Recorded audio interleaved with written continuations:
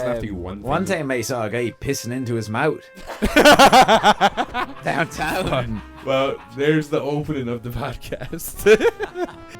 That's what Martin Parr, the photographer, that's what he said. He said the best thing about photography, it gets you out of the house. And I was like, that's Get a biscuit. yeah. That is Don't forget the biscuit there.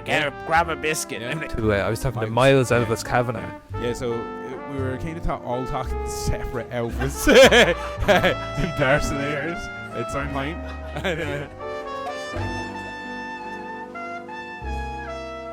Ladies and gentlemen, welcome back to the Station Road podcast. And today you might notice that I am sitting in Conor English's chair because we are going to talk about Conor English's feature documentary, Shadowtown. This was the first feature film made out of all of us, which inspired everyone, I believe, with the renaissance of us starting all to make films again. So we're going to deep dive into it today and find out why exactly Conor made this film and how he did it. Whoa, I feel weird not being in the hot seat. Yeah. You've been learning. This is the Callum Doyle show now, ladies and shit. gentlemen. It's I got a few his head. special guests coming in as well. Cool. Okay, so Conor, I want to know exactly why did you even think about making this film? Okay, how did I was thinking about this a lot because I was like, yeah, there's a lot of me in this film, and it took me a long time to kind of make it, right? I was thinking about this, right? If you were to go real far back, right, I actually kind of worked out that this film probably is the culmination of about 12 years of actually working on like one almost subject to get it to here, right? It starts when we were in college, right? And we had our final year exhibition, right? I read The Valley of the Squinting Windows. That's actually where it starts, right? It's a book, set out in Delvin there, which is just outside Mullingar. And the quick story of the book is that a guy called John Weldon wrote a book about all the going on in the town, and he basically outed everyone's dirty laundry in this book, but he changed all the names, and then subsequently he changed his name to Brinsley McNamara when he made this book, right? Because it was basically about everyone in the town, similar to what way we write things, I suppose. Anyway, I always thought there was a great kind of dirty seediness to the way that he just looked at his own town, Valley of the Squint Windows, everyone's always looking at each other. When I was in college, then I made a peep show booth, and that was my final year exhibition where I went around Mullingar, took pictures through windows and stuff, staged, of course, not real windows, but very inspired by looking through into a world that you wouldn't really understand with I no kind of context. completely forgot about that. You did that. That was really cool. It was. Yeah, because I was thinking about that, and I know we're talking about that other little Mullingar video that we'll get onto in a minute, but that's really where all this kind of did start, because it was me looking at Mullingar and being kind of really obsessed with like a small town in Ireland and the characters that are in it and just the stories and stuff, very similar to the Valley of the Squint Windows. But anyway, so it started with that, and then like a couple years after that, or maybe just a year after that, I loved taking pictures of Mullingar. I loved everything about Mullingar, and I still do. I love the people in it and the characters and the places.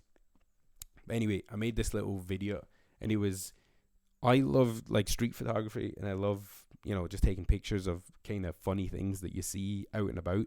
There's something really beautiful about street photography is you can take a picture, and without context it can mean something very different because of the way you frame it. It could look strange, and you can start to unravel a hidden story in a lot of the stuff. But anyway, so in this little video that I made, I think this was actually made about 10 years ago. I think it was 2015. I went out one day just with the camera around the streets and just started filming things that I thought was like kind of weird, but I kept doing this like weird rotation in the camera, so it would basically flip the world upside down. So you were taking something very normal and real life every day, kind of boring and mundane, but when you flipped upside down, it just became this really strange, like and then you catch all these little moments. I'll put it into the podcast when we're talking about it, but there was one bit, there was an old man walking down the street, and he's kind of like half nearly falling over, but see, when you twisted the camera, it looked like he was literally slipping off the face of the earth, but it was just on the street in Mullingar. And I was like, this is so, I'm affecting this everyday scene to make it extraordinary the way I'm kind of like seeing it. I thought that was so cool. Anyway, I made that in a day. I went just around the day, shot a load of stuff, put it together, put it on the internet. Never really did anything more with that. Then it just was taking pictures and whatever else around the whole time since then. And then I went traveling, and I would do the same wherever I kind of landed. And then when I came back to Mullingar, and I could see it again with fresh eyes, and it was so exciting. I went to all these places in the whole world, but I was still like, this is the greatest place on earth. Like, really, like in Mullingar, it has the greatest people. I was so interested by everything, and I'd kind of seen a lot of the world by that point. I was still like, this is so cool here. Just have some great people and characters and stuff. So I was like mad to make something else. And even from those first ones, I was like, I was kind of waiting for an excuse, or trying to figure a way of how do you make a film about a town, like, So in the end of 2019,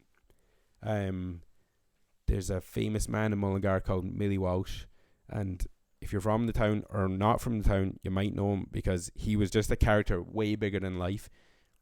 End of 2019, I said to my friend Ethan, we had made some music videos and stuff together, he being the musician, and I said, I really want to make a film about Millie Walsh because I was scared he'd die, which is really bad, right? He's not dead as well. He's still dead. alive. He's still flying, and like that's I'm joking when I say that, but I was also not die as in like deceased, but just like him being there wasn't going to be forever, right?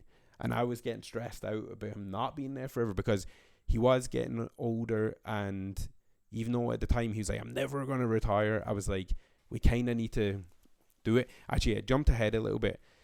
A project before I started doing that, before I shot the Millie Walsh film, I had this other little project where I was going around Mullingar taking portraits of people because of all the characters and stuff. And again, it was me kind of just trying to grasp it. How do I create something to get them all in this one thing, so when you see it, you can almost see it the way that I see it and see how great it is and stuff. Anyway, back to Millie Walsh. Said to Ethan, we need to make this film about this man and his life and his lifestyle because I think it's so good. And I loved the fact that, he just had such a great life view and lessons, and I loved that it came from some unexpected place. So it was like that real juxtaposition of like, this man works in a petrol station, owns a petrol station, and he works there every day. But he just has like this world view of how we should all treat each other and be, and I just thought that it's a strange beautifulness that I'm very attracted to. Anyway, we made that film. That sat on a hard drive for like a couple of years. And then in 2023, we made that, and we had great success from that, really good. We showed it in Mullingar, it sold out lots of nights. Like over 600 people came to see it in total. Played at film festivals.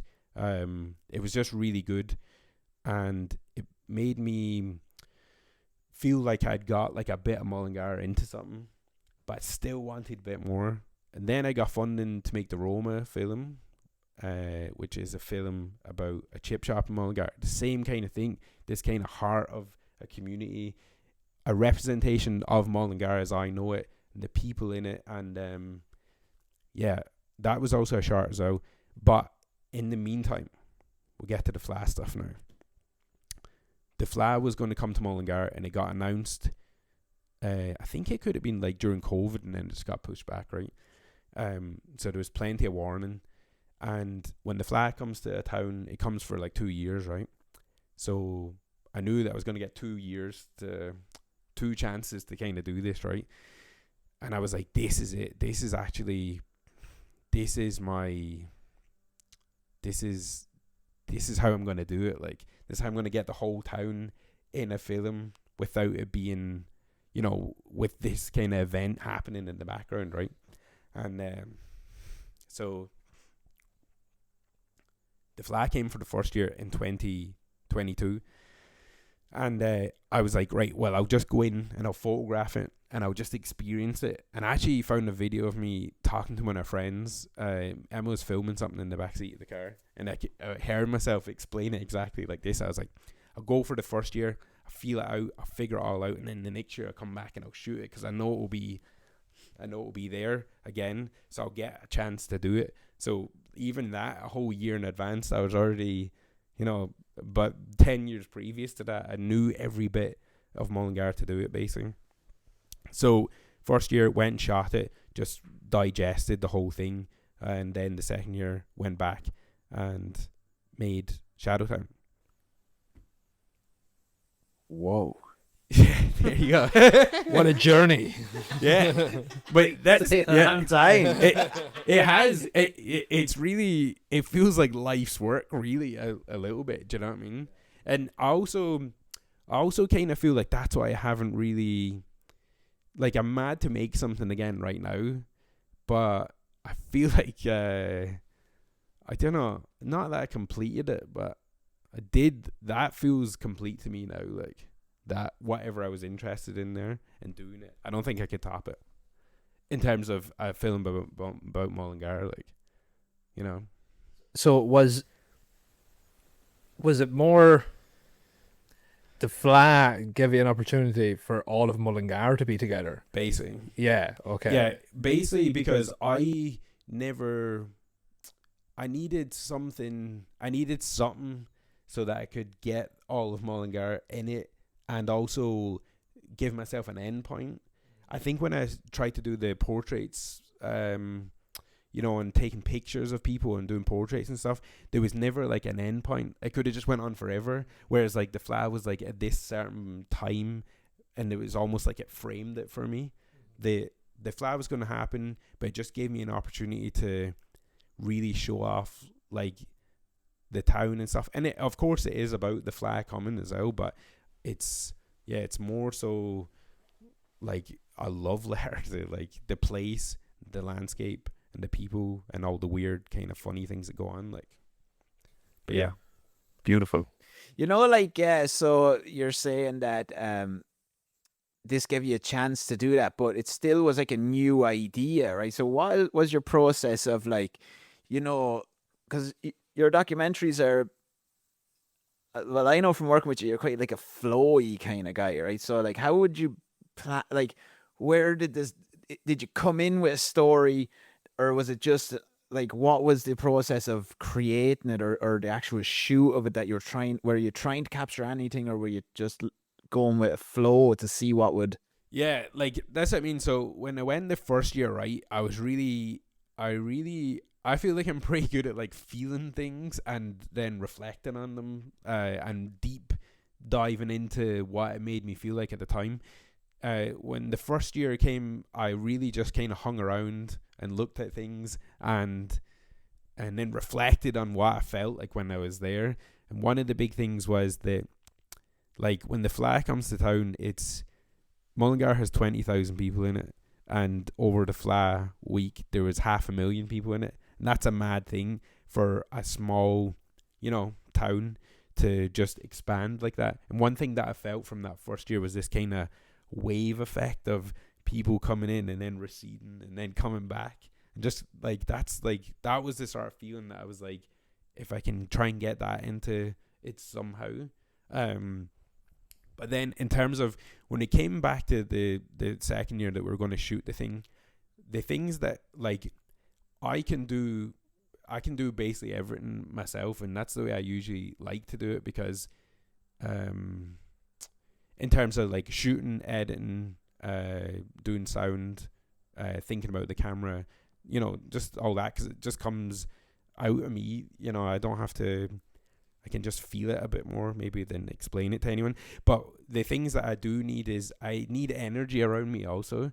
So before that, again, I needed Ethan involved One, because he's just great crack to be around, but also he brings an energy and another person who loves Mullingar as much as I do, and needed that kind of, you know, just him to be there to, you know, help me get it done as well. And then the other person is Russell, and Russell the same, another person who loves Mullingar and gets the same crack that I do, you know, and understands the people and the complexity of, you know, the humor and all that sort of stuff. So what the lads did was give such an energy to the project, and then also help organize and you know, just figure out things. And we talked about all the ideas and, you know, just help kind of formulate it into something. It wasn't so much that we had like a script. It was like, go shoot X, Y, and Z, and then we'll have a film. But there was lots of ideas, and then a lot of room to just go and, like I said, flow with the thing. And then that's where magic happens, because things just start, like, things happen, and you're like, I can't believe that happened, or how do we get that? Or we shot a lot of stuff in like one take, and I could imagine if I watched this as another filmmaker who didn't know, they'd be like, how did they do that? Similar to, you know, when we do stuff with Outer Heavens or whatever, it's just like kind of like, how did they do that? They must have, you know, but it wasn't. It was just almost, yeah, getting in on the vibration level of whatever was going on, and just it would suck you along. Like, so yeah, that's how we approached the start of it. Again, we had lots of ideas. I had lots of ideas. I love music. I wanted to really get like a big musical part of it in. So in terms of organizing before it, we did reach out, and that's where the two lads came in brilliant as well, because like I said, I was going to be shooting and, you know, taking all that on board, that I needed people to keep me a little organized also, and also, you know, to do that work where they reached out to musicians, different people, to see who might be interested in being in the film, because I want this idea of putting like full musical performances in the film, not just little clips of it, but like full songs like in it, just to, you know, really make it feel like you're at the Flat, and just to really show the beauty and art and stillness that exists in it also. So that's like one massive thing that the lads definitely helped, and that's one thing that I definitely couldn't do on my own as well. Like, it would have just not had those bits in it, and they're the magic that really makes it. But yeah, that's basically the majority of planning. Now, there probably was a little bit more planning as well, just internally on myself. From the year previous, I'd made like this kind of, I had all these kind of lists in my head or in my notes on my phone about things that I really wanted to get, or things that I'd seen the year before, or on Instagram, on Reels, or on people's stories from the year before, and I was like, need to get that in the film somewhere as well. But yeah, that's it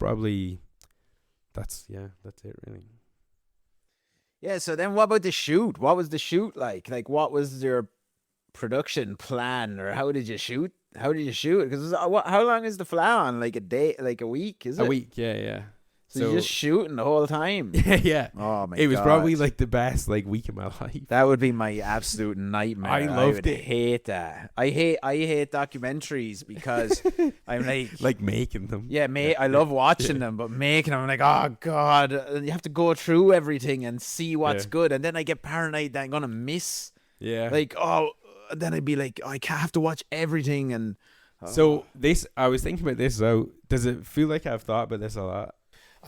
You rehearsed this. I didn't. I'm actually in the shower all night. Even when I'm talking to him, like, class, I'm getting like what actually this, but this is just what I love, so it's probably kind of easy. I have a theory about how I'm really good at this. I've thought about, wow, I'm so brilliant at. How am I so brilliant? Let me think about this. No, it's funny. I think it's just all from like life experience. How much? I wonder if I have a big, massive like glare in my glasses. No, I know. It doesn't matter. No. Okay. No, I know how I'm really good at this, right?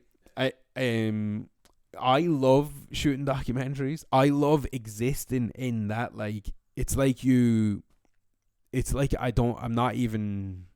What is it? it's I love having access and living in something for so long, and I think that's got to do with like us doing our work. When I first started shooting videos, majority of our work was to do event videos where you had to show up to this place, didn't really know what was going to go on. You had to find shots and really shoot things to make it feel like you were there, right? And I love just, you know, how to tell a little story. That's how I figured out how to tell little stories, like, because you can't tell people to do things again. You know, you have to just be ready. It's like, again, it's almost like street photography. You're kind of just in this, you know, and then you just have to figure out on your own. And then making nightclub videos, I think that's like another part of it. Calvin hates that one as well. Man, I made so many nightclub videos when I first started shooting videos.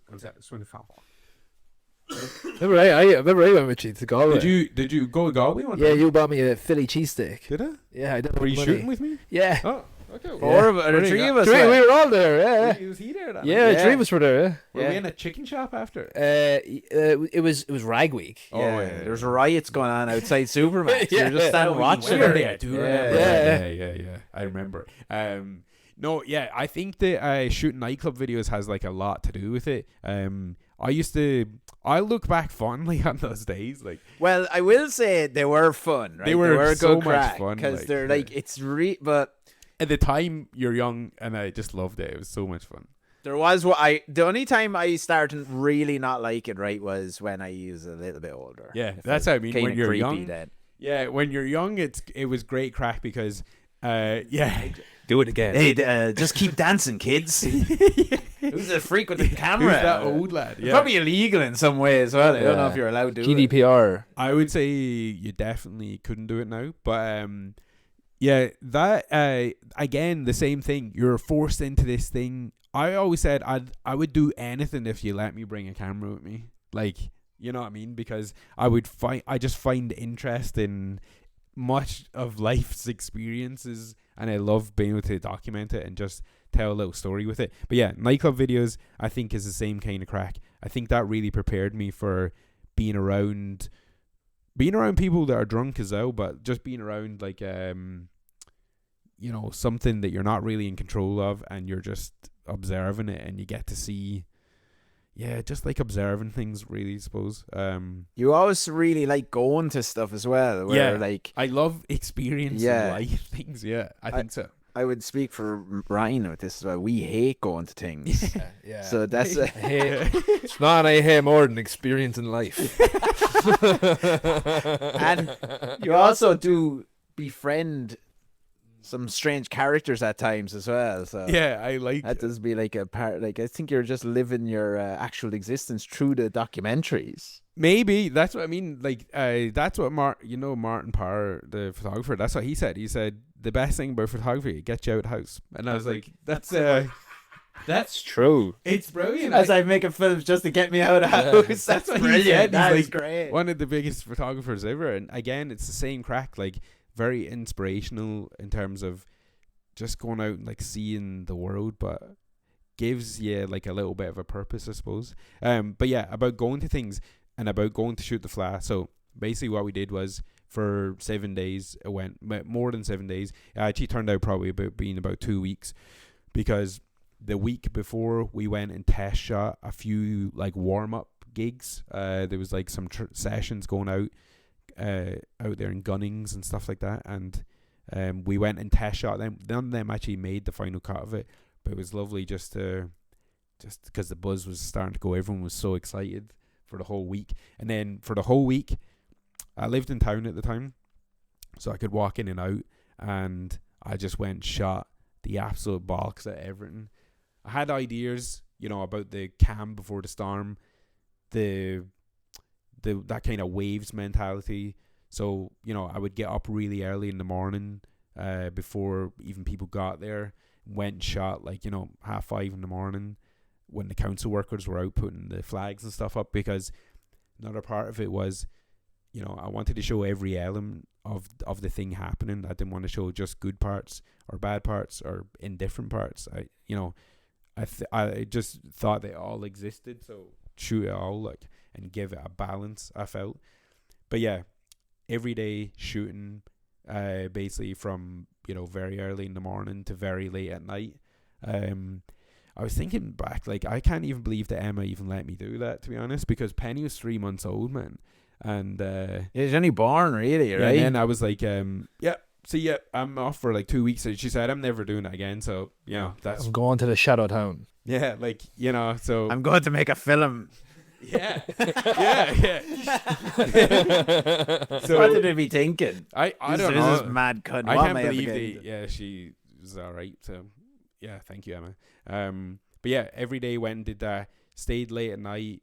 You know, we had every day had maybe like one of the acts who were in the film, kind of organized. But apart from that, it was really, you know, we had like a timetable of some events that were on, but a lot of the time just kind of going where the action was by talking to people and being like, what's going on there? Or just, there was always something going on, like, so yeah, I loved it. It was just so, I felt, you know, like you said, you felt like you might miss something to shoot. I felt like me and Russell and Ethan, and then I should say Isaac as well, because Isaac did come for a couple of days and help me shoot some stuff, just because it was great crack, and he was just like, you know, down to have some fun also. But I actually feel that we experienced the flat maybe more than anyone did that, you know, for that week. And I love that. I feel like we never missed any. I completed the flat. Do you know what I mean? Because it was my business to be everywhere and see basically everything. Now, obviously, I didn't see every single thing, but I needed to. So, yeah, I loved it. It was great. It was one of the best weeks of my whole life. Like, I loved it. And I was so wrecked, but it was great. It makes me think that you miss so much of the crazy shit that goes on around you. Yeah. You know, like or it's like the stuff that on a maybe if you're at an event or something, or when these big things roll into town, like I don't know, does your mind just filters out the madness? But yeah. that's why I said to you that time when I was looking at that Bellatar video, and he said that he looked at a camera as a way to change the world. That's kind of what it reminded me of as well. But less change it, more frame it, I guess. Yeah. But that is changing it. But or presenting it in. Yeah, exactly. Because I mean, that's like, you were talking about a filmmaking philosophy. Maybe like an artistic philosophy that I have is like, I just love looking at things, not even like consciously. I just find those things that are really boring, or not boring, but just things that people don't even notice. They're the most interesting things to me. And I, like said, with the kind of street photography angle type thing where you can just shift it a little bit, and then it becomes like a very different thing because of just the way you might frame it and stuff. There's good fun in that, you know. Yeah, but as well, it actually, I'm reading Hammond Wright, Charles Bukowski book, and I also was looking at, do you know that he did an interview with some Dutch guy? It's kind of a famous one, but he was talking about other authors, and he was like, I can't read any of them. They just put me to sleep because the way they write is like, it was a nice summer's morning and Mrs. McGillicuddy went to the porch, and he was like, no, it's like, it needs to be like bim, bim, bim, bim, bim, bim. But if you read his books, it's like, he's like talking about going in the car with his mother and father. There's nothing special going on, but the way he just says the thing, right? And so there's no like lag, but he's presenting like a really everyday mundane thing in a way that like, yeah, this weird feeling, like this juicy thing, and that I feel like that's kind of like what your documentary process is like as well. It's like, here's something that you've probably seen a million times, but You haven't just seen it like that. Yeah, big time. Because that was one thing that Kylie said, and I don't know if it's just because he said it before, but sometimes I don't know, do I pretend to be an alien sometimes and try and look at, I think it's not even as like conscious as that. I like looking at humanity as if I'm not one of them. You know what I mean? But obviously I am. But I think that's just a fascination with like just how weird everything is in life, you know what I mean? we're weird, but I just think, yeah. But Kylie said it in his like message that he wrote. He said it's almost like aliens coming down and seeing some sort of weird ritualistic human performance. And I'm like, I get that. I that's what I feel like. Yeah, because they're just like, yeah, but yeah, it's so odd. and then the other guy is like, yeah. Yeah. I think you were saying something to me like that. Maybe one of the other times we were doing the podcast, outside of the podcast, you were saying, I don't know what we were talking about, but you were kind of talking about just how fucking weird it is that we do anything. Yeah, well, I think humans doing anything is kind of strange.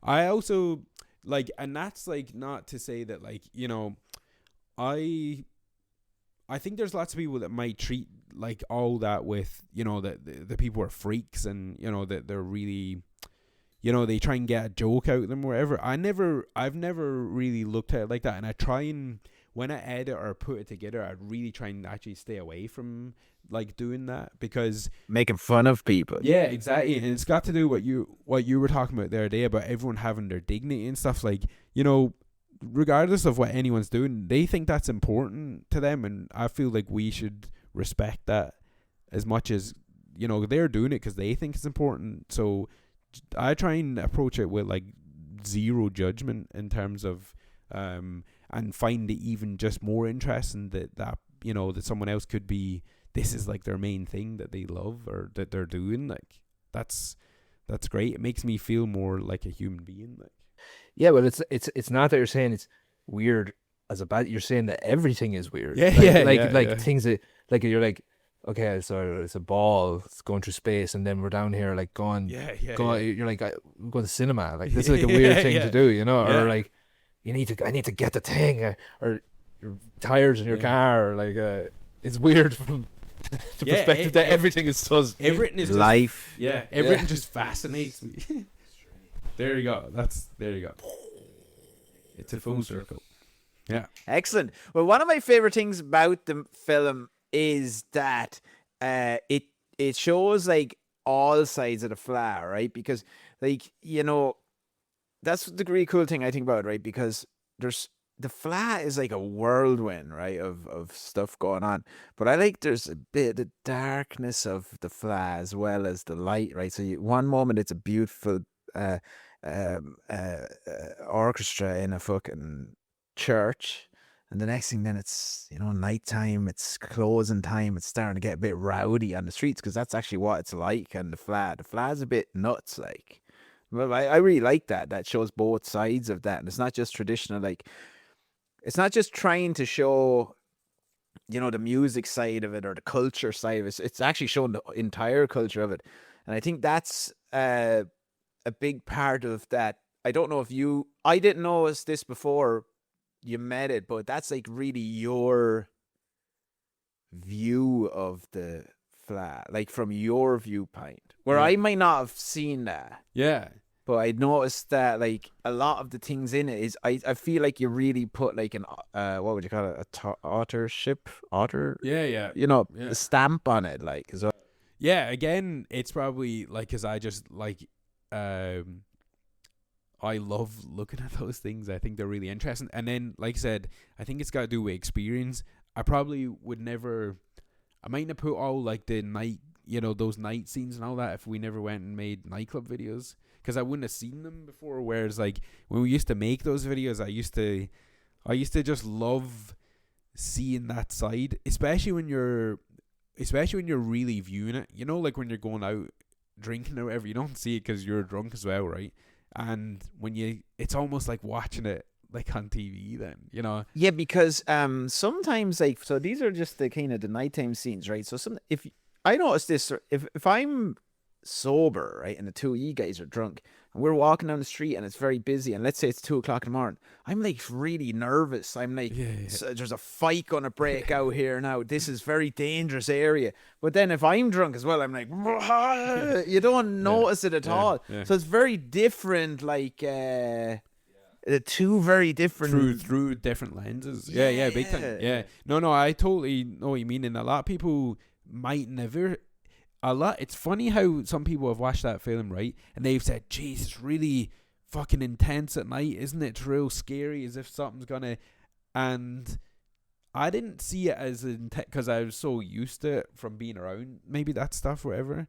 But at the same time, I do know what they mean. Like, I really like that's what we all recognize to be what it's like after the nightclub, drunk or not, whatever. We all know that that's what it looks like. And I don't know, I don't know if a lot of other people have seen it look like that. No, because it actually is like that. And that's the thing. It's really true. They might not have seen that because, as well, like I obviously have been very drunk a lot of times, but I've also used to work in the pub, and I used to have to walk home at night time, and it's like, you're kind of on edge a little bit, even if nothing's gonna happen. But it's a weird feeling to be out there, and that's what I kind of liked about it, because I don't know. I just think sometimes people won't show that stuff in anything really. Exactly. That's what I mean. I also felt that what we know to be like that is very unrepresented in any. I've never seen it in a film, and I always be like, that'd be so cool in a film, especially from seeing it in nightclub videos, because you can't put that in the nightclub video. But I always had those extra cuts that'd be like, that'd be so cool in a film, No one would go to the nightclub. No, exactly, because everyone's so melty. This looks spooky. Especially then, like in cinema and stuff as well, you don't see it painted, because everyone has this romanticized view of the Irish drinking culture, that it's like, oh, this great thing. And even, when you go talk to people who aren't from Ireland, you kind of be like, I don't know about you, but they'd be like, yeah, it's brilliant. But there is a real... it's not all, sunshine and rainbows, the drink culture. There's a lot of badness in it as well. Like, not to say that it's bad, but... Yeah, there's that as well, but then there's just like a kind of... There's like a weird kind of harmlessness in a lot of it as well. Do you know what I mean? Where it's just... but it's just, it can look on the surface a little maybe aggressive or whatever, but I don't know. I know what you mean. I like this kind of... you've got this high beauty, and then into this, and again, a big effort on my behalf to try and balance the film so it wasn't all or nothing, and it had all those bits in it, and it had all the very beautiful bits, and I just thought of a good film idea now. Oh, what's it? So my good friend Simon. Drinking. No, my good friend Simon used to do deliveries for Chinese. Oh, yeah. Right? And I used to go around with him. I'd say he's seen some sights. Man, when you're driving around about whenever the pub's finished, right? It's brilliant, right? But it is spooky, right? Can be spooky, can be funny, can be scary, can be sexy. Yeah. But that is it. Like, it's all the emotions in one. Like, I like that. It's not to be one thing. One time I saw a guy pissing into his mouth downtown. Well, there's the opening of the podcast. Well, I think as well as just as we were talking about the dark side of it there as well, but then there's the beautiful, amazing lightness of it all. Because when I watched it, right, it reminded me of... I actually went to the Flow in Cavan when I was in Cavan, when I don't know what age I was. It's like the most romantic night of my life. Not with like but like the whole air of the place was... Oh my God, I just loved it. And you're walking around the town, you didn't really know where you're going. Everyone was like basically jumping around, having the best crack ever. And there's like a little kid playing fucking banjo here. And then there's some like fucking really high level, high class fucking violin player, fiddle player or something playing down there. And like the pubs are so busy and everyone's having great crack. There's big pints being carried out everywhere. And I remember then we were in this little bar and we're all just, come on in here. Everyone was saying, we didn't even know these people. They're going in, drinking big pints of Smittix. And then we were there so long. I didn't know what time it was. Didn't have a watch, didn't have anything. The guards came in. And they're like, it was like an old movie. It's like, everybody out now. And like, everyone's just like, oh, hey, how is it? Yeah. It was amazing. And then walking the street, and it's like a fair, a circus or something. It's like there's a weird medieval feeling to it or something. Yeah, because that's like one thing that you said when you watched it. You were like, it's like there's they're announcing a new king, and everyone in the whole village is allowed to just do whatever the fuck they want for a week. Like, sure, no one worked for a week. Like, really, you know, it was just like, you know, there was like almost like no rules, you know, that kind of way. In terms of, you know, just everyone just go have fun for the week, like, and it's I never went. I want to go on now, though. Yeah, it was something to behold. All right. There was one other thing I was going to say there. Yeah, there was just one other thing that I wanted to say was that I know I was talking about like motivation for like making like the Millie Walsh one and stuff. But motivation for making this was, again, like I said, I wanted to make this film about Mullingar, right? And I felt, you know, like when you see the RTE coverage or of stuff like that, you know, it comes in and it could just be anywhere. And I remember watching it from the first year, and I was like, sure, they missed all of Mullingar. Like, do you know what I mean? But obviously that wasn't their thing, was to make it about Mullingar. And I was like, we can make this and put all the best bits of Mullingar and the best people of Mullingar in it. And that's why Ethan and Russell were so pivotal to making this as well, because we knew all the places that, you know, our towners wouldn't. So it was like, you know, we could go to those places and shoot the things and almost have it like that the town was speaking back there or something. I don't know, whatever. But yeah, I just want to say that.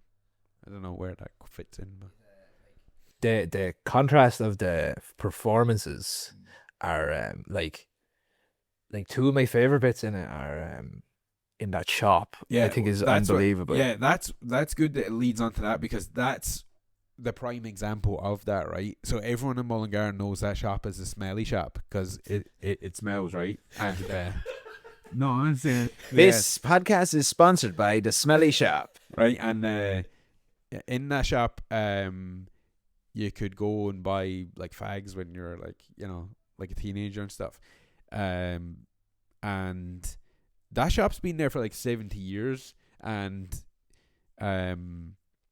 the two lads that run it are legends, David and Marius, and again, but just total Mullingar characters. Like, everyone knows them, you know, and everyone knows the crack with that shop, and it's like a time capsule. Like, there's bits in there that definitely haven't changed in decades, and it's just a strange place, this weird kind of old Ireland that doesn't really exist anymore, I don't think. And again, part of wanting to put that in is because to almost like kind of save it for, you know, for some future, someone look back at it and be like, whatever. But a way that we used that almost as like a kind of device in it was, you know, we had a band go in and play there, and the bands never went in and played there. And I even remember the band they're called Dervish. They're very well known Irish traditional. Like, the day after we shot them in there, they were flying to Canada to do like a tour. So it was like they went from, you know, in Trainer's shop there to Canada the next day.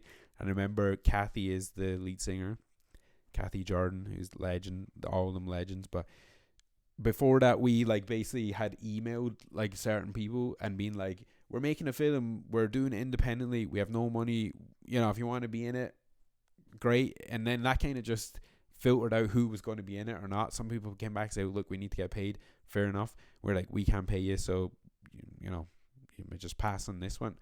But they were like, yeah, we were up for it. You know, they're like a 6-piece band, and they were going to play in the cathedral that night, like the biggest like venue in the town. But they came down, we said, oh, we'll just meet you on the street there. We didn't tell them what we were going to do with them or anything. We just said, we just want one song, you can choose whatever you want and we'll film it in wherever we want to do it.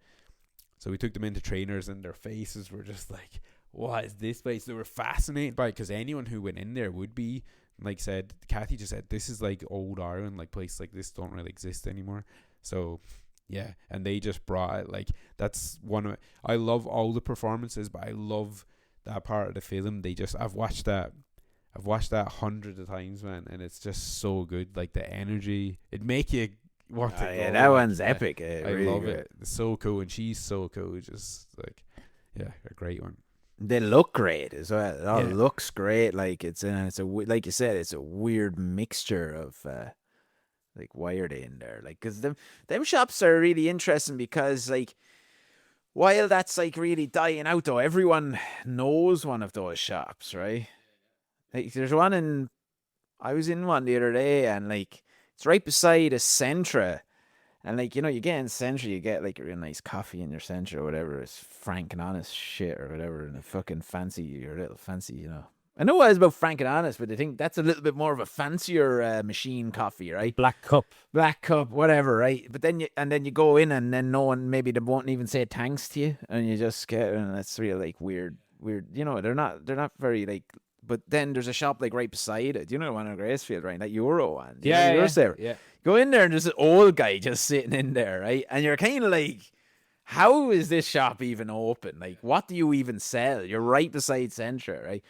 But you go in, and he has like a weird Nescafe machine. Yeah, it's a red cup. Yeah. And I'm like, I never even really see one of these. So then I get it, and like, it doesn't even really fill up. I'm like, is it even still working? I buy it off, but there's something nice in there. And then he's like, He might tell you a story. Like, Get a biscuit. yeah. That is Don't it, forget the biscuit there. Grab a biscuit. I'm like, all right, cool. Then you're kind of talking to him, and it's real nice. Now I just go into him just because, I don't know, it's more, I don't know why, but. But you know what? Like, I was saying this the other day. All them shops are dying out, right? Because who can compete with Tesco or Lidl or Aldi or whatever, right? But when we were in America, we went and got an Uber to go to this food place, right?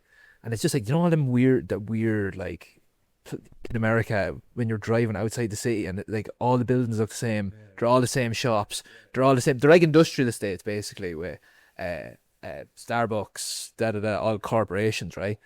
But Emer sent me a video the other day of some other place in America, and we're like, that is identical to where we were outside Vegas, and it's just like, eventually, is it just everything just going to look the exact same? Like, there's no like individuality in different towns or that. Like, in I think I talked about this book on the podcast before. This Port Arlington 1900s, right? And it was like the opening of Murphy's shop in Port Arlington. It was like the first shop to have soft serve ice cream and all this stuff.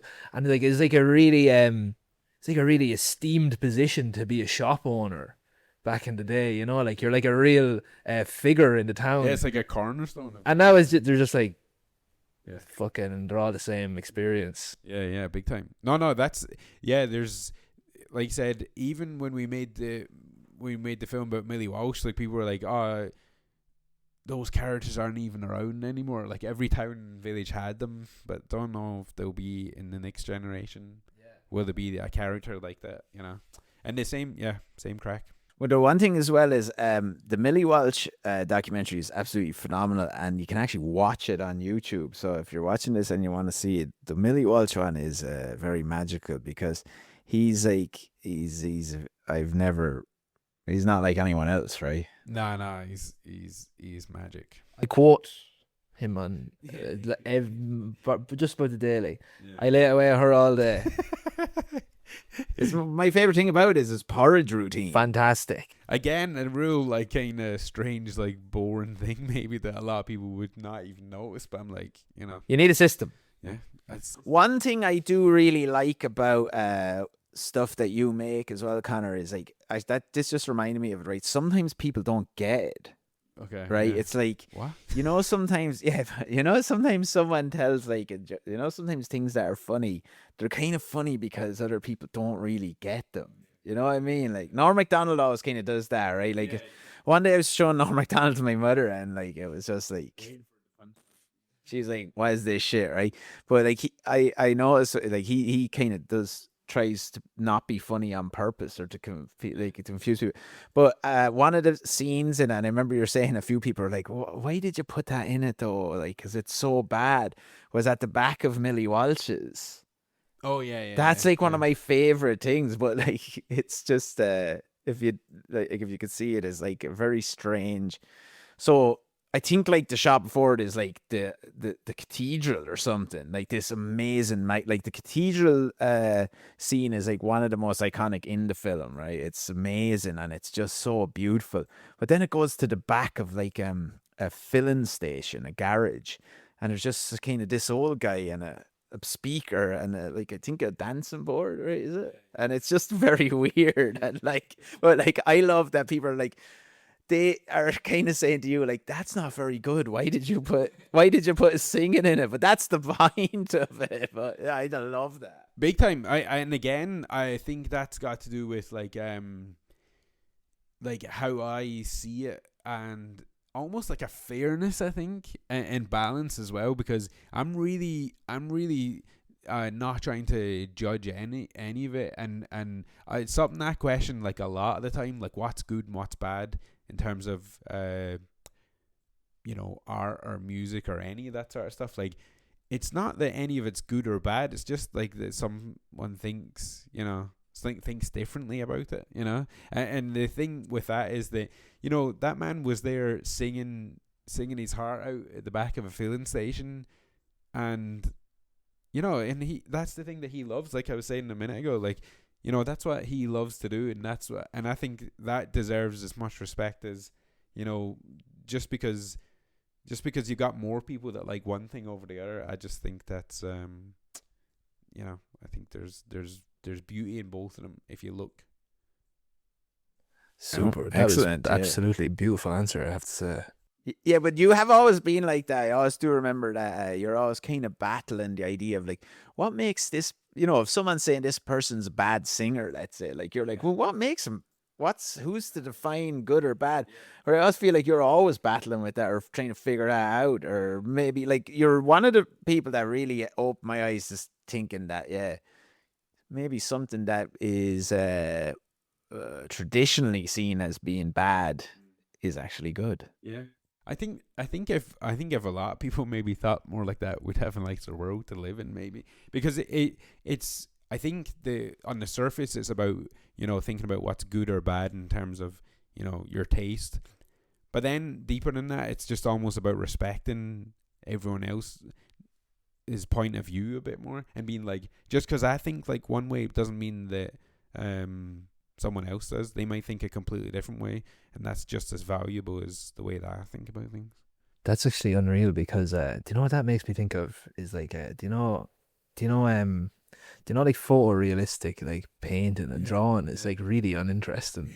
Do you know what I mean? But like a lot of people think that's the most like, oh, it's so impressive. But then some weird drawing is like way more interesting. Like a shit one is like more interesting than one that's unbelievably technically good. Yeah. Because I'm kind of like, about that one, I'm like, why don't you just take a photograph? Yeah. No, but that's you're traditionally taught to think that's, or like and there's not to say that, because then we're kind of going against what we're saying here as well, because there is also merit in that too. But it's like one is not, I guess, better than the other technically. No, I am framing it negatively, right? It's kind of like I'm not saying that this is bad either. Do like X Factor singing? That's really like Ryan Cole's X Factor bad, no good. Or like Daniel Johnson. Yeah, big singing. Well, a lot of people would say that Daniel Johnson is absolutely awful at singing, and they would hate him. Yeah. But just like the spirit and the heart of it is what triumphs. The feeling of it, it make me want to cry sometimes. But it's a very interesting topic, right? Big time. I think it can actually just make you. It can just widen your horizons a little bit more in terms of thinking about other people and the way they think about things, not just maybe be caught up on what you think about stuff all the time. It's like what you were talking about the other day about that dignity thing, about writing all your characters as a main character as well. I think that's really interesting, because really in the documentaries, obviously I'm not writing these people, but I view them all as the main character at some point and give them the time and respect to make them the main character, and not to, like, whatever they're doing, like I said, whatever they're doing at that moment in time is the most important thing to them, and I think I'm trying to make that be the most important thing when I'm filming it. It's like you said, sonder, that word sonder that I wrote in the group the other day. I didn't know that word either until a few years ago, and this girl who was a writer, she'd looked at some of the films, and I must have said something to her, and she's like, "Oh, it's Sonder. That's what that is." You know, it's about just realizing that other people have, you know, they think something else is really important to them, which you mightn't, and yeah, there's something grounding about that. Oh yeah, and it helps you treat people better as It well. does. That's what I really mean. Like, it just makes you treat everyone with a bit of fucking respect. You know what I mean? Instead of judging them or sneering them or laughing at them or, you know, disregarding what they find important. Whoa, this is a deep one, man. Jeez. Because I actually think the movie poses that question in it then as well. Like, because you think about that a lot. Like I feel like the movie, when people watch it, sometimes they feel a little bit uncomfortable because it does pose that question to them in two ways. Well, we're talking about the darkness and the lightness, the fun in the daytime, but then the kind of weirdness at night, right? So you're seeing like which is, but then also like one time you have, let's say, the guys in the shop playing, or what's that guy's name? That was singing in the coffee shop. Oh, John Spillane. Singing. But then in a couple of scenes later, there's a lady singing The Contender in a pub, which is she actually is not singing it in the right melody even or anything.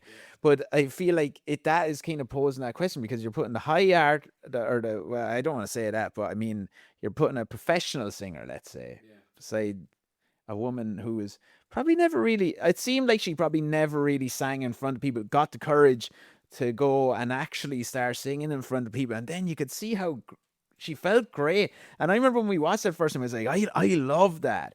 But like I think you were saying you weren't fully familiar with The Contender or something. Yeah, maybe from listening to her, I didn't even know what song it was really. Yeah, because it. But anyway, that's like one of my favorite songs. Right? But I was like, I love this because it's so weird. But you could see what it did to her.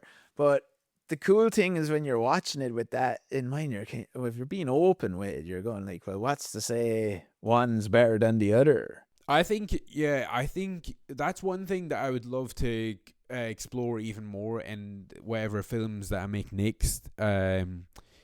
Is really about, whenever you make something, right, you're obviously framing it in some way, and it can be as subtle as you want in terms of like what you're trying to say with the film or whatever. But the thing that I would like to do is try and even remove even more judgment that I put in it, and just present it in a way that makes you look at it, and then you'll react to whatever. It'll bring up something in you that you'll be like, why do I feel that about that? You know? Because there's something in you, rather than me telling you what to. Almost the opposite of like a Netflix documentary that really fucking drives home with like this agenda that it needs you to believe at the end of it. I kind of like, you can believe what you like at the end of this based on whatever you discover in it. Can you imagine just eventually you're just doing the, remember they used to do the live stream for towns, used to go on Republic of Delhi. There's a great one. There's actually a great one in Mullingar of that, and I love that. And the Count Tornadoes in it. Yeah. That's the first time I saw the Count. Yeah. Killer Keyboardist. No, wait, actually, not Killer Keyboardist. That's actually, should have said that. That's actually under wraps. Fuck. That's the new one. Yeah. You have to beep it out. He was doing, Electric Sewing Machine and Stephen's Green in that one. Cats on Stilts. I nearly burst out laughing there when, just a second, because I thought of something, and it was when we went to the Elvis. That was one of the funniest days ever. Again, that's like, I still haven't really put that one to bed. Like, I still dream of making something around the Elvis impersonator thing. Again, because it's just a fascinating thing that someone would devote their life to. That I don't understand, but I'd like to witness it more. Well, when we went there, I was like, what is going on here? I can't believe this. Because, like, you know, like, you see all the Elvis impersonators, but, like, Elvis is dead a long time now, you know? And, like, there's people like our age. There's one guy getting into Elvis, or we were talking to him, and it's just... Completely wrong hair color.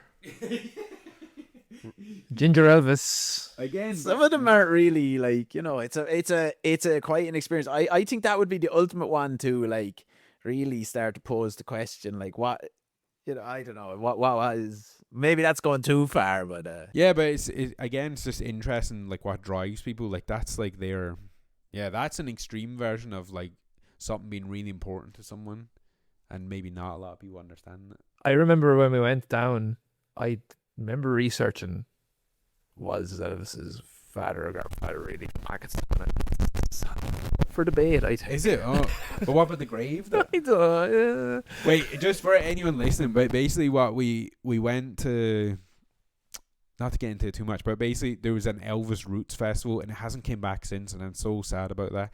But how did we even? Was it you talking to Tony in the first place? No, I was talking to Miles. Miles Yeah. Elvis Kavanagh. Yeah, so we were kind of all talking to separate Elvis impersonators at some point. And, I try not to laugh my head off.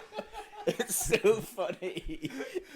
I never actually Yeah. thought that we're different Elvis. Yeah. We And, had different sources. Yeah. Yeah, and then there was going to be an Elvis festival, Roots festival, so we ended up going there to shoot some stuff. Never really came to fruition for anything, but the footage that we got that day was brilliant, and I definitely would love to go back and do a bit more on that. But, yeah, that was great. We heard the first time for Elvis to be sung Oscar. We did. Well, yeah. Miles is I have not heard from Miles in a long time. We used to correspond on Facebook. I write to Tony writes to me every like couple of months, and he just lets me know how he's getting on and stuff. But yeah, there's another one for the Miles's house is in Kilkenny. It's like shrine. it's a shrine to Elvis basically. It's fantastic. In 12 years time I'll have it made. Like by the that's how long it Why didn't I not that this is about, but I'm actually curious. Why did that never go anywhere? Sometimes I think I felt like sometimes I think there was- it just needs time. yeah, I at the time, like I felt like there's nothing to it. Not to sound bad, but it was just kind of like I couldn't get a feeling from. I thought it was very fun. I didn't. No angle for Yeah, it, I couldn't find I Yeah. couldn't feel. Where would this? What would we? I couldn't. Yeah, I don't know. It's almost like something that is just better to exist as like do you know the way you put them on the Holy God, as like just like boom boom, as like snapshots of, you know, because they're just interested in themselves. They're funny. Like it's a funny good time. Yeah, it might come to something, but again, like I said, when I was like making that little, spinning around Mullingar video, I never knew it was going to become this, but there just becomes a time and a place, and something might happen. You know what I mean? With Elvis and that, it could be that they ring us up one day and say, "This is happening." We're like, "This is it," So I just think, yeah, that's another thing. Everyone's mad to do everything really quick. I think. Yeah, I think some things take a long time. Like, I feel like that now. I've noticed I've actually started taking my time doing things, and I always feel like in life, everything you think you should do is probably the wrong thing to do. So I feel like taking your time with stuff, because now we're told to put stuff out all the time and re-put stuff out, but every time you do that, it sucks the context out of things, or it sucks the life out of it, or the meaning out of things. I think if you store it all up and slowly release things, well, you the can thing is though, like, because like Our Heavens, like, we're 2 years into that now, and like if you'd said that to me when we were 21, I'd be like, fuck, 2 years, sure, how would you? But it doesn't even, like, that seems like it flew past like 2 years. It's like that feels like something's just in its infancy of, like, of being something, and it's the same with like Shadowtown there. Like, I finished that like about a year and a half ago, and this is what people will be asking now. It's like, where can we see it, or what did you do with it? I've done nothing with it. Like, it sat there on a hard drive. I've showed it to my friends. We did a couple of nights in town, private viewings of it, just for friends and people who were interested, and everyone fucking loved it. And everyone asked me, when we get to see it. I actually don't know. I don't really know what to do with it. It's a strange kind of film to fit in a category of a film festival. It's kind of long. It's very slow. Doesn't really fit like a kind of traditional narrative film. I heard someone saying, "Oh, non-narrative." I don't think it's non-narrative because I think everything's a story in some like way. It's just a kind of maybe non-linear narrative, or you're not kind of bet over the head with like what's going on in it. But yeah, that's the next thing. So I don't know. I think actually after this podcast, it's going to be on YouTube. You're gonna put it up. I'm gonna put it on YouTube. That's the exclusive. It's on YouTube right now. Go watch it. You can watch the whole thing. I don't know how long it's going to be up there for. I'm going to put it up like now and see if anyone is interested in showing it or doing something with it. And yeah, so go watch it for now because it might be gone in the future, and it might go. Hopefully, it'll play somewhere kind of bigger. I'd love to just see it in a big screen with a lot of people. That's really the goal, really. I know one lad that's going to love it. Our boy Sam Flora. Sam Flora. Oh, Sam Flora is going to love that. It's kind of, I think it's quite interesting as well because, like, anyone who's watched the stuff that we've did so far, like, it's all very narrative based, and then this is something that's really different again. Like, so, yeah, I'd be interested. I'm not too bothered if you love it or hate it, really, but I'd like them just to have a look at it, you know. If they like it, then great, and if they don't care for it, then that's also fine. What will it say about your legacy? Legacy wise, right, so actually going back to legacy, right, I don't really care if people remember me, right? I'd like them to remember the people in the films. Yeah, that's nice, actually. That's nice. And this is one thing that I'm really, really proud of, right? Millie's Max on Magic, we made little DVDs and we put them in the shop, right? But the woman, fuck man, I can't remember her name. That's really annoying. One of the head people in the Westmeath library, county library, has asked me for a copy of it, and she put it in the Westmeath County archives. That's brilliant. That's great. It's there forever. Yeah, that's great. That's great. Because now people can watch that, because we love watching all them old the old RTE things, the Irish things, and even the Scottish, that guy with the bike that time. That's amazing. Yeah. But that's, I mean, so that's actually one of my proudest things that I've actually, I just love the idea that that's archived in there. It's safe forever. Like, regardless of everything else, like, and like, it's in the archives. It could be there for 100 years. It could be there. Like, imagine watching that in even 50 years' time, because the world has changed so much since we even made that.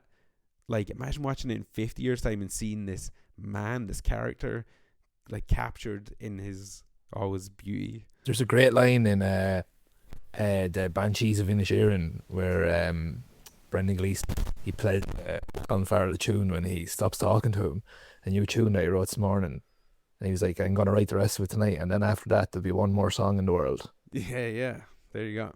Lovely. Yeah, that's what I mean. It's just, again, and that full circle, man, back to the start, what you said about legacy and philosophy. It's like, just go make stuff, because, you know, you could be capturing something that is really important one day. Yeah, and the beauty about it is, especially this year, because we really started releasing stuff, we've been making stuff for a long time, but we never really put stuff out that much. We'd make short films and we wouldn't really put them anywhere.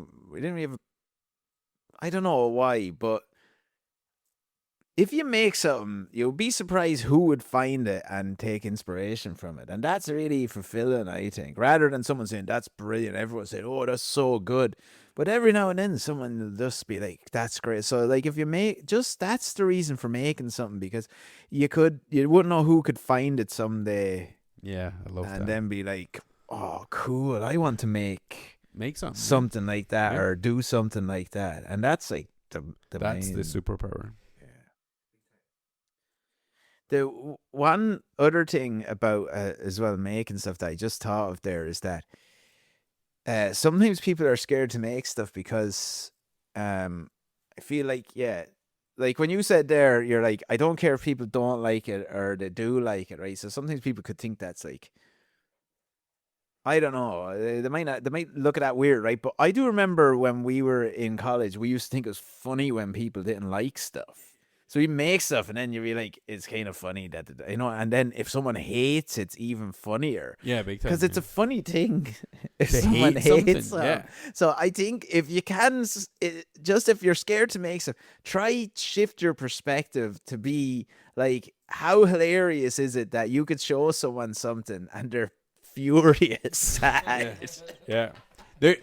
I've got a couple, like you said, because again, thinking about what's good or bad constantly, kind of, and battling with like how people think about things and trying to figure out why they might think that. There's two things. Yorgos said something in that Louis Theroux one there a few weeks ago. He said he likes to read the bad reviews. Yorgos Lanthimos. He likes to read the bad reviews of his films because it's not that the people think that these films are bad. It's they're kind of mad at him because he didn't make the film they wanted to see, you know, more so than it being a bad film, which is... That's a really good way of summing up reviewing, though. That is what it is. They're That's kinda, actually what a review is a lot of Yeah. time when people are mad. And I think that will probably happen with Shadowtown as well. And because people will watch it and be like, this isn't really what I wanted it to be. No, traditionally, to like a be. traditional flab Yeah, movie, it's not. And I could say that with all my films, probably. Like, the people would be like, this isn't really kind of the documentary that I want it to be. But that's fine because, again, like I said, it's just about, you know, someone will, you know, like it. Some people won't. Making the Prometheus of fla movies. The people hate Prometheus. A lot of people hate I love Prometheus. this. Yeah. Because there's no xenomorphs. I was actually tick. I liked the Covenant one, but I was tick that they didn't keep going down the Prometheus. Oh, yeah, same. Yeah, they killed off all the lads, whereas... I wanted more of that. Because I actually don't like Aliens, the James Cameron one. Okay. I don't like that, right? Because I like Alien so much. And then it's like they just went the opposite, which is... It's not that's bad. I just don't like it. Yeah. But then I like that. Because he didn't make it. Yeah.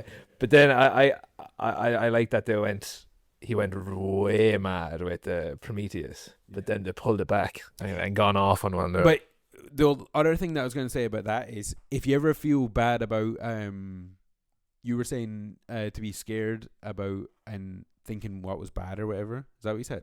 Say what you said again. No, to be scared to make something because of what people might think of it. Yeah, so there's a great thing that you can do is your favorite film that you've ever watched in the whole world, go look at bad reviews of it, because then you'll get an insight into thinking outside your brain. That's the most that's the best thing about it, because you'll get an insight into someone else's brain, and then you'll be like, oh wait, yeah, people think differently to me, and I think that's so cool. They get furious over things. I love that. Yeah.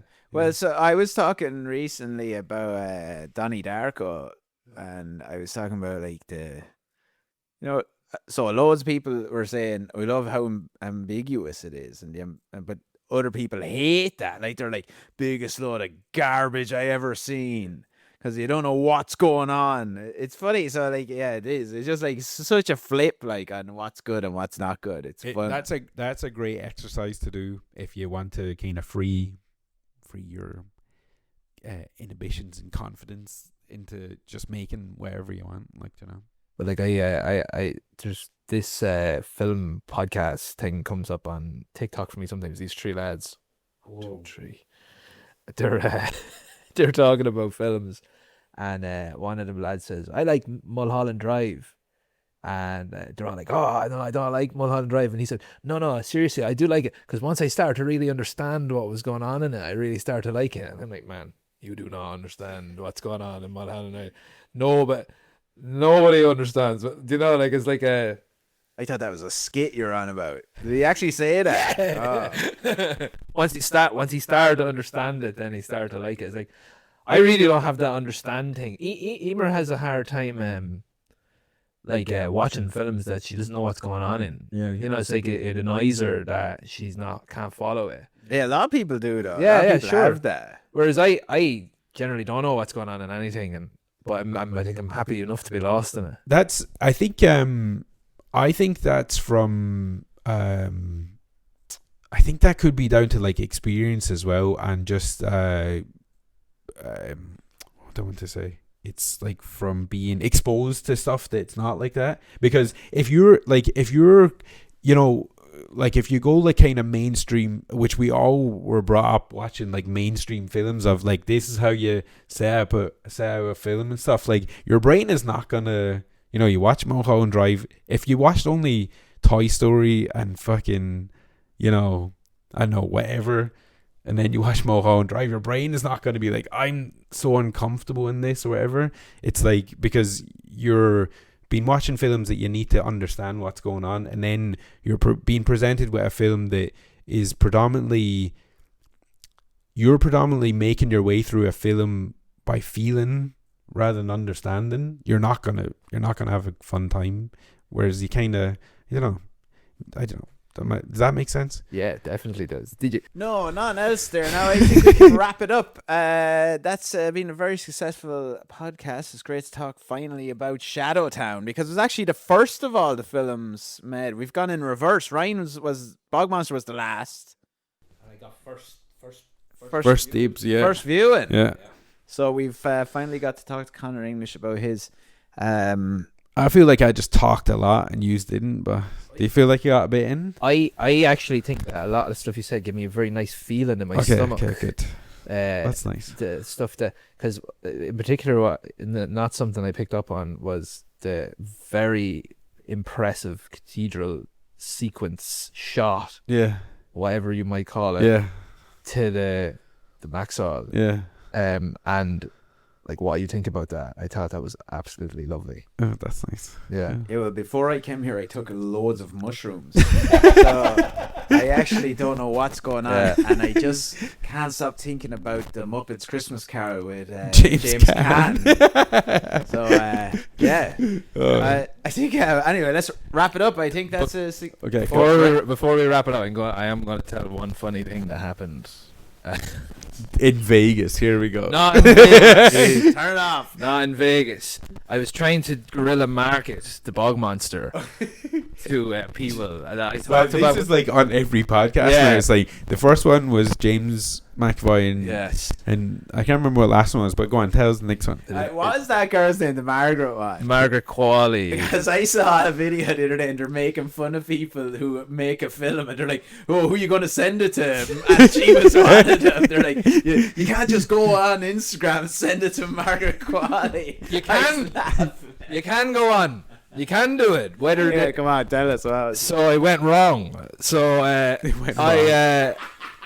so I sent it to Blind Boy. Oh. And his manager got back to me and was like, "Oh, I sent it on to him, but he gets a lot of requests." Yeah. And I don't know how to say it. So I did write him an email. Yeah. "Hi, Blind Boy. I love the podcast. I love the podcast. I've always followed the podcast. It's great. I love the show and that." Blah, blah, blah, blah. And so then I was like, I sent it to a few more people. So I was like, who do I like? I was like, I like Barry Keoghan. I'll send it to him. Yeah. And so I copied the. And you're up, Blind Boy. No, I wrote. You love "Hi, the Barry. podcast.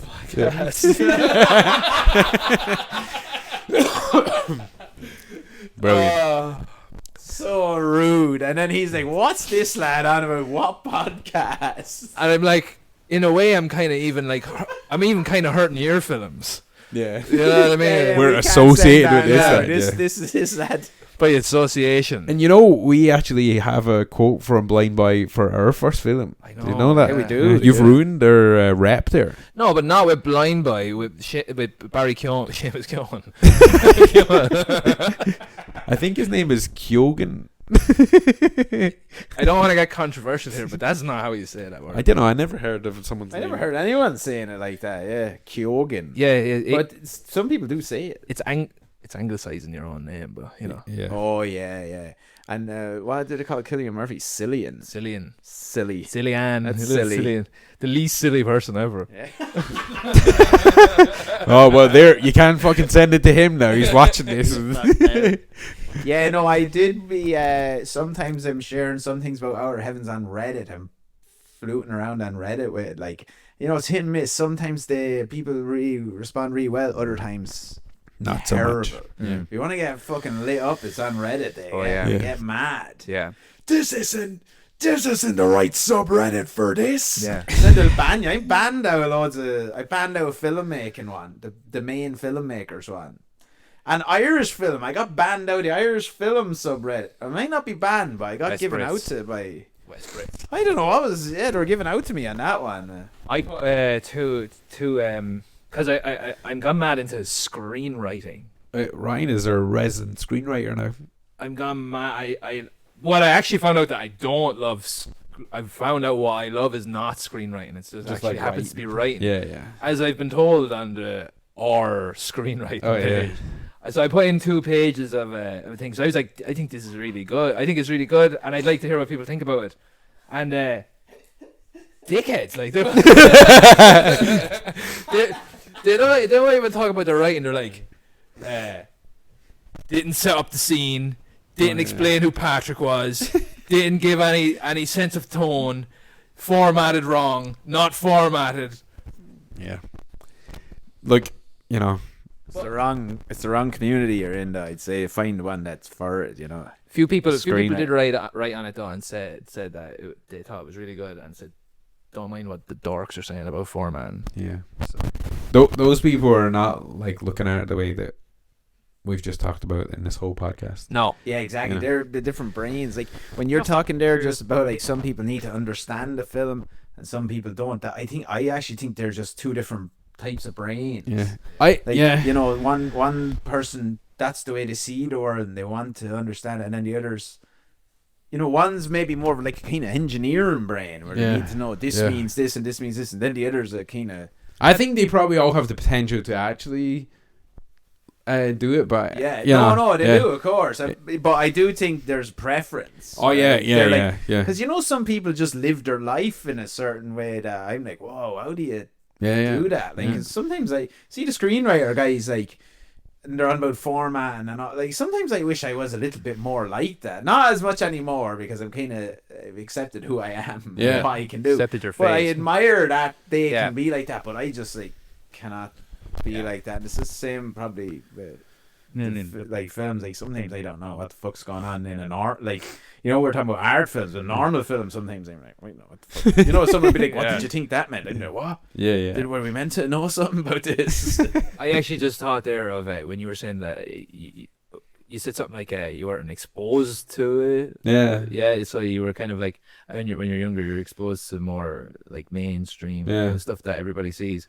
But I think my first exposure to a really weird movie was I was gonna go drinking one day when I was about 15. Yeah. And I was on the way downtown, and he used to live on Main Street downtown. And he's like, I was like walking by, and his door had a half door. It opens like this. And he's like popped his head out. He's like, "What are you doing?" And I was like, "I'm gonna go drinking." He's like, "Come in here for a while." And I went in, and he showed me Old Boy. Oh yeah. And I was only after watching it, and it freaked me out. And he's like, "I'm gonna freak right." I remember watching the end of it. I was like, "Oh my god!" That's not what. Oh man, when I watched the end of that, it like changed my life. I was like, I never seen a film like that. Was the same with me. I was like the first kind of. I was just so mental to me. I was like, what the fuck? Yeah. And then when the ending happened, like I was like, yeah, like that. No. I could not believe it. Like it was amazing. My uncle Pat gave me the film to watch, and I was way too young. We were way too 15. young. Fair play, you Pat. Well done. We were too young to be watching it, and. But yeah, again, Wow. that's like I think the more you can just expose yourself to just everything that the world has, you just have a better. Yeah, you just be better. Old Boy there's a good thing of making itself like palatable to you earlier on with you know the big hammer action scene. So you're kind of like really like this is really cool, and then by the end of it, almost kind of, you know, it's you could get into a lot of films like that, like Requiem for a Dream and stuff is the same kind of crack there where you're just almost like kind of shocked. Diversify what you're looking at. Yeah, probably that's the most uneasy thing I ever seen. What? Requiem, yeah, it's pretty. But and then Gummo, like you said, watching that same crack, and I I mean, I take a lot from that film. I have said that that's my favorite film ever. You know, not to like sit down and watch on a Sunday afternoon, but what it did to my brain, that film, is like, you know, I could never go back. That film, again, that made me... He does the same thing. He presents everyone in that as like the main character and full of beauty, and he sees it in them, even in the most dire of circumstances. And that's a really extreme example. Like, obviously not in my film is anything like that, you know, but he does it, and he just presents everyone with such dignity, even in the worst places ever. And I think there's such beauty in that. It's amazing. Yeah, change your life. Should we, do you think we could do a full podcast if we watch Gummo? I haven't watched it in years. Yeah. Should we watch it and then do a podcast, kind of like diving real into Big the time, Gummo? man. Yeah. Definitely. That's Like, a do good we idea. watch it and just talk as it's gone? Or No, I'd we say just do one on it? We all Yeah, watch it yeah, and then yeah. we come in Yeah. and just big talk time. Yeah. about No, it. I think so, because I think you could talk loads about like Harmony Korine, like all the stuff anyway. Especially like where he's at now, with like the really, you know, he's just interested in art and you know, and pushing it and going somewhere. That he's not bothered about people loving or hating it. What I think actually one of the biggest things that made me want to make something was one of his short films that he made. It's a fashion film. Yeah. Do you remember that? It was on YouTube. It was like all the girls. Oh yeah. I love that. I love cigarettes. Curb Queen. Yeah, Yeah. that's what we met Yeah. Curb Queen. Yeah, because of yeah, that. We yeah. were trying Yeah, to yeah. make something like that. Yeah. Fantastic. Yeah, but that's what I mean. Then in like even in Trash Humpers and like Yeah. you know what. Like that was like Fluffer film is like that was I was like I want to make something. Yeah. Mad. Yeah, Like, so inspirational. That's what I mean. That's why Gummo, like I said, my favorite film, because